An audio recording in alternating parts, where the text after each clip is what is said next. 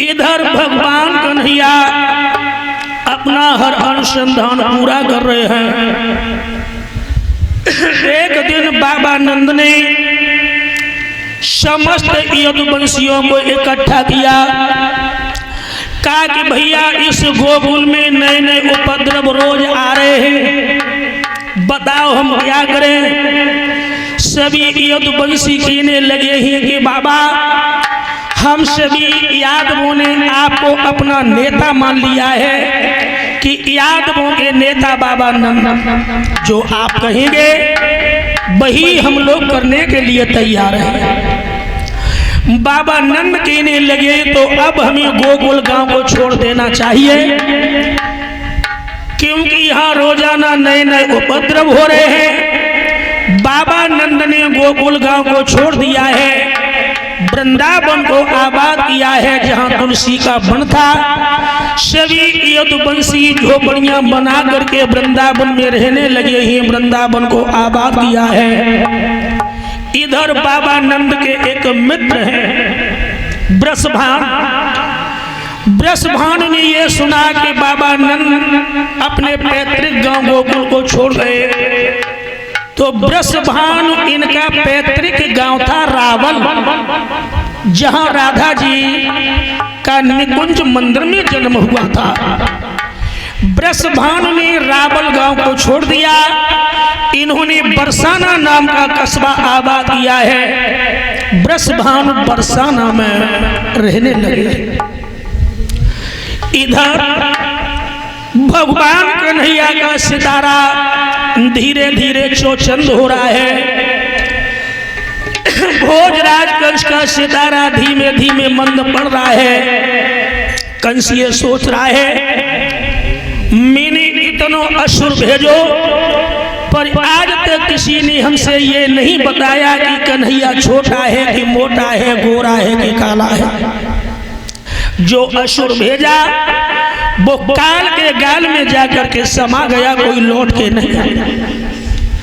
इधर मेरे भगवत प्रेमियों, कंस बड़ा उदास बैठा है। देवर्षि नारद का आगमन हुआ। कंसराज कहने लगा दिया ये देवर्षि, तो आज नारद ने जब ये देखा तो कहने लगे हैं कि भोजराज कंस, जब मैं पहले आया था आपका चेहरा गुलाब के फूल की तरह से फूला हुआ था, लेकिन अब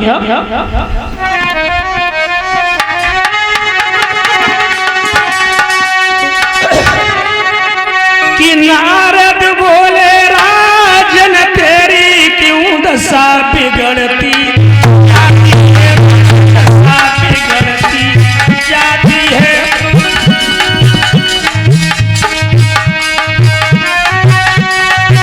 दिन है बसंत के खिलने का पर कली सी जाती है, कली सी जाती है।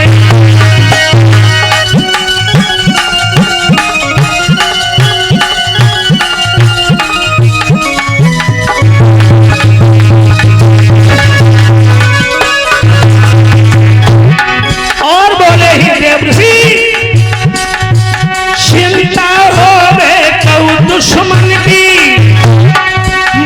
धावा करो हराए डालो, भीतर से कोई रोग बनो कबूबे दबा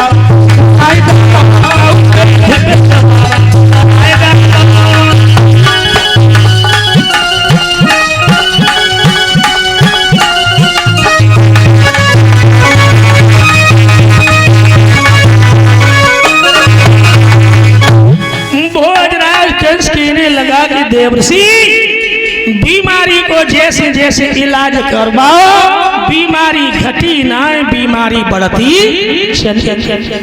आप तो जानते होंगे गोकुल में एक नंद नाम का अहीर रहता था, सीधा साधा भोला भाला, गाय बछड़ों को चरा करके अपनी गुजर किया करता था। बकी पत्नी यशोदा मथुरा नगरिया में दही बेच बेच करके बूढ़ी हो गई। बके घर में 2 बालक हैं जिनके नाम ही बलराम एवं कृष्ण। ज्योतिषियों से पूछा, विद्वान ब्राह्मणों से पूछा, सबने एक ही बात बताई कि कन्हैया काल बलराम काल, कन्हैया काल बलराम काल। और उस काल को मरवाने के लिए मैंने बड़े बड़े असुर भेजे, सब काल के गाल में समाये गए, आज तक कि कोई लौट के न आया। देवर्षि नारद कहने लगे कि बाजी बा भोजराज कंस, मैं तो ये समझता था कि तुम बड़े बहादुर हो, लेकिन आज समझ में आया उन अहीरों के बालों से आप इतने भयभीत हो गए, जिनकी बस डंडा तक की ताकत है और हुआ तक की धमकी है। लेकिन हाँ, एक बात तो जरूर है, उस कन्हैया में एक जौहर है।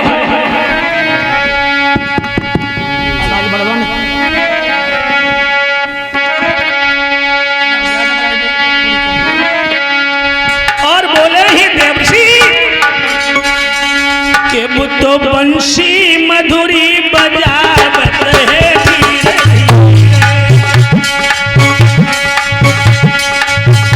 ग्वालन मूषंग लगावत है।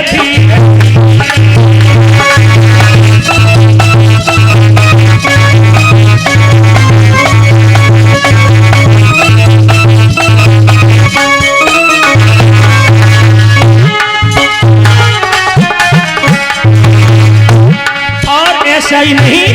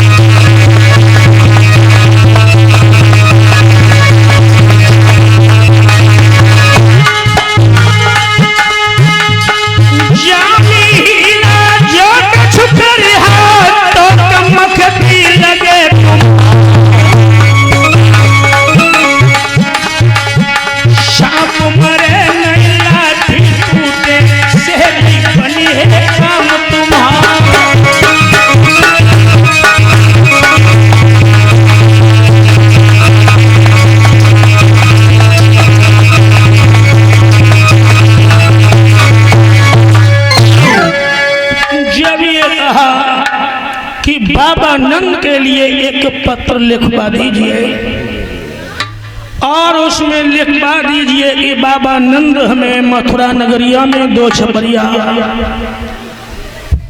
कमल के फूलों की जरूरत है। अगर फूल लेने के लिए जाएगा उसे सालिया नाग डस लेगा और फूल लेने के लिए न जाए तो तुम्हारे लिए फिर ये बहाना उन्हें पकड़वा और मथुरा की जेल में डलवा। कंसरा कहने लगा कि देवसी युक्ति तो आपने बड़ी अच्छी बताई है। कंसराज ने चिट्ठी लिखवाई है, बाबा नंद के पास चिट्ठी भेजी है। बाबा नंद ने जब चिट्ठी को पढ़ा है तो बाबा नंद का हृदय बड़ा विदीर्ण होने लगा। मैया यशोदा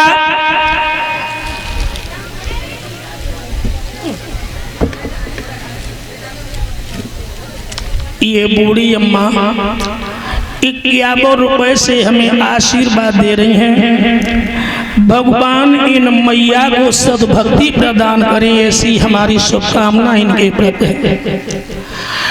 भक्तगणों, अब मैया यशोदा बाबा नंद दोनों काली कमली में बैठे हैं। संध्या गोधूली का समय है। भगवान कन्हैया बलराम बंशी बट से गाय बछड़ा चरा के जब लौटे हैं तो आज भगवान कन्हैया मैया से कहने लगे हैं कि मैया मुझे बड़ी जोर की भूख लग रही है। और बोले ही प्रभु मांगी रे माखन रोटी गोपाल भैया, मांगी माखन रोटी कन्हैया भैया।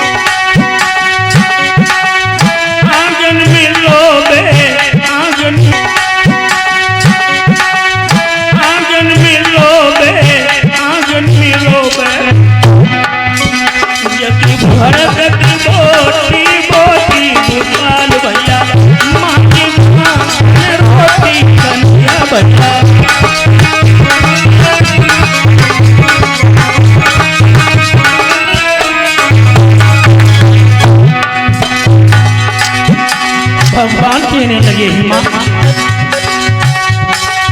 4 प्रहर पंछी बट बट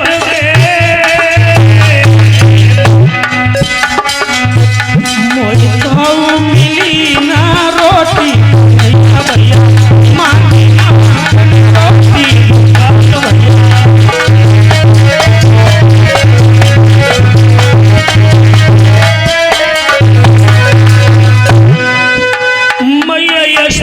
लगी के लाला आज जी भर के तो माथा रोटी खा ली लाला, कल से इस माथा रोटी से तुम्हारी भेंट भी नहीं हो पाएगी। क्यों? तुम्हारी मैया कहीं बदी होगी और तुम्हारे बाबा कहीं बदे होंगे। भगवान कन्हैया की लगे मैया वो कौन सा सर्कस चढ़ के आएगा जो आज के बाद सारे नाते टूट जाएंगे। भगवान कन्हैया कहने लगे कि बोल मैया कौन है वो कमीन की औलाद। और आज भगवान कन्हैया ओवालों में उबलने लगते हैं और एकदम से बोले कि माँ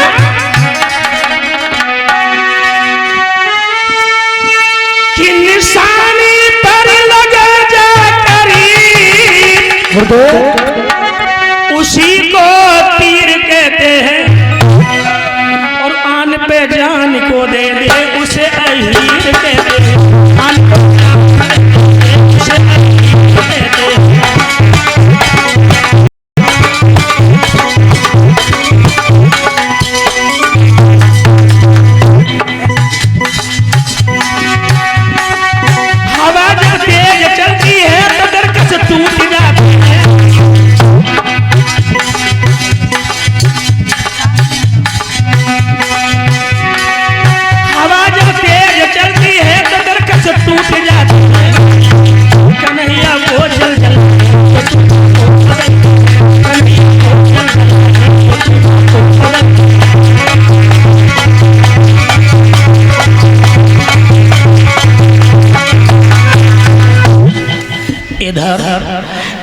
पगड़ी पहना करके 101 रुपए की मुद्राओं से भगवान इन दादा को भक्ति पथ की ओर प्रेरित करें, भगवान की भक्ति की तरफ इन्हें प्रेरित करें। ऐसी हमारी शुभकामना इन दादा व इनके समस्त परिवार के। जब मैया ने वो चिट्ठी वाली बात बताई है तो कन्हैया कहने लगे ही कि वो कंस जेलों में भरने की धमकी किसी और को दे, लेकिन ये हमें जेलों में भरने की धमकी न दे, क्योंकि जेल में जहाँ कन्हैया का जन्म हुआ हो, जो जन्मभूमि हो, तो फिर हमें डर ही किस बात का? जेल तो मेरी जन्मभूमि है, जहाँ कन्हैया का तो जन्म ही जेल में हुआ है, फिर धमकी किस बात की दे रहा है? भगवान कन्हैया ग्वाल बालों को लेकर के यमुना के किनारे पहुंचे हैं और एक गेंद का खेल का बहाना था, लेकिन भगवान कन्हैया को इस कालिया नाग को उस देह से निर्विघ्न करवाना था।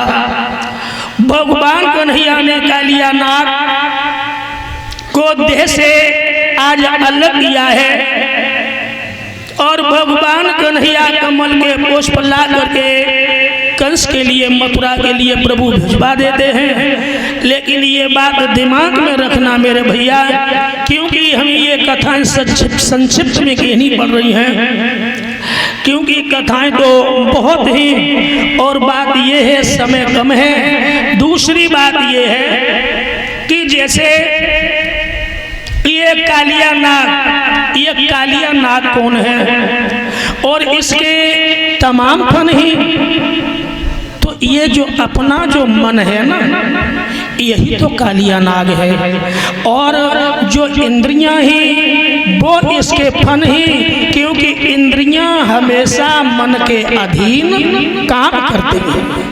तो इस तरह से अपने मन का मर्दन करना, अपने मन का मर्दन करना ही कालिया नाग को नाथना है। इस तरह से सुखदेव जी महाराज समझा रहे हैं कि राजन परीक्षित, भगवान कन्हैया धीरे धीरे हर अनुसंधान पूरा करवाते जा रहे हैं। अब एक बड़े प्रेम से कीर्तन बोलेंगे भक्तगण।